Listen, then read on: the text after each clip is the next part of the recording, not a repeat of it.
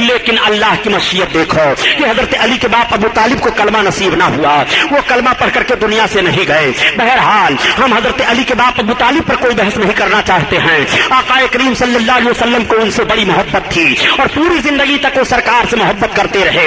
ایک موڑ ایسا بھی آیا تھا کہ شاب ابی طالب میں سب کے سب محصور ہو گئے تھے، یعنی عرب کے مکہ کے کفار نے کہا اے سردار قریش ابو طالب، اگر بائیکاٹ آپ اپنے بھتیجے کا نہیں کر رہے ہیں تو ہم سب کے سب آپ کا بھی بائیکاٹ اور آپ کے سارے برادریوں اور سارے خاندان کا بائیکاٹ کر دیں گے، ہم لین دین نہیں رکھیں گے، تجارت نہیں رکھیں گے۔ چنانچہ شاب ابی طالب میں 3 سال تک محصور رہے اور 3 سال کے بعد پھر باہر آئے۔ اس میں حضرت علی کے باپ ابو طالب بھی ساتھوں ساتھ رہے۔ واقعہ سنانا مقصد نہیں ہے، سیرت النبی کا یہ گوشہ اس لیے پیش کرتا جا رہا ہوں کہ آقا صلی اللہ علیہ وسلم کو اسلام کی تبلیغ میں کتنی دشواریوں کا سامنا کرنا پڑا تھا اور کتنی پریشانیوں کا سامنا کرنا پڑا تھا۔ میرے آقا صلی اللہ تعالی علیہ وسلم اسلام کی تبلیغ فرماتے چلے جا رہے ہیں۔ اب صحابہ کی ایک عظیم الشان جماعت ہو گئی ہے، سرکار کا کلمہ پڑھ کر کے ایک ایک لہیم و شہیم بھی اسلام میں داخل ہو رہے ہیں اور ایک غریب و مفلس بھی اسلام میں داخل ہو رہے ہیں۔ لیکن ایسی تنگ زمین کر دی ہے لوگوں نے مکہ کی سرزمین پر کہ آئے دن فساد ہوتا رہتا ہے۔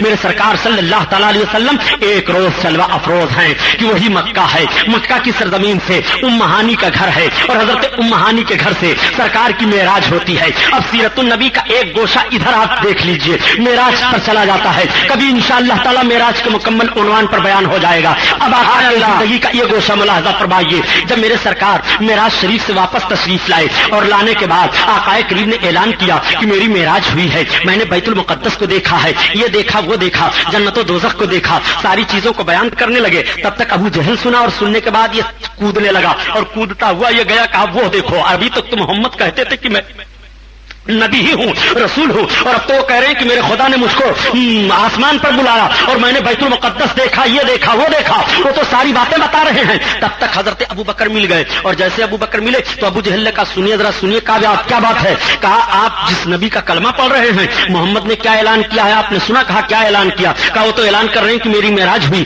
میں 7 آسمان پر گیا، بیت المقدس دیکھا، یہ دیکھا وہ دیکھا، تمام چیزوں کے دیکھنے کا اعلان کر رہے ہیں۔ حضرت ابو بکر ابن قحافہ فرماتے ہیں اگر میرے سرکار نے فرمایا تو سچ فرمایا۔ جب آقا سنتے ہیں اس بات کو تو کہتے ہیں انت صدیق، تم صدیق ہو۔ اسی دن سے سرکار کا لقب صدیق پڑ گیا حضرت ابو بکر کا، اور آپ فرماتے ہو ابو جہل، وہ ابو جہل ہے، اور اسی تاریخ سے اس مردود کا نام ابو جہل پڑ گیا، اس کا نام ہی لوگ بھول گئے۔ اب ہر جگہ وہ ابو جہل کہا جا رہا ہے اور ہر جگہ حضرت ابو بکر صدیق صدیق کہے جا رہے ہیں۔ معراج کی تصدیق کی ہے تو صداقت کا خطاب مل گیا ہے، اور نبی کے معراج کو جھٹلا دیا ہے تو جہالت کی تاریکی میں گر گیا ہے۔ یہ نبی ہے، نبی کے مقدس زبان سے جو بات نکل رہی ہے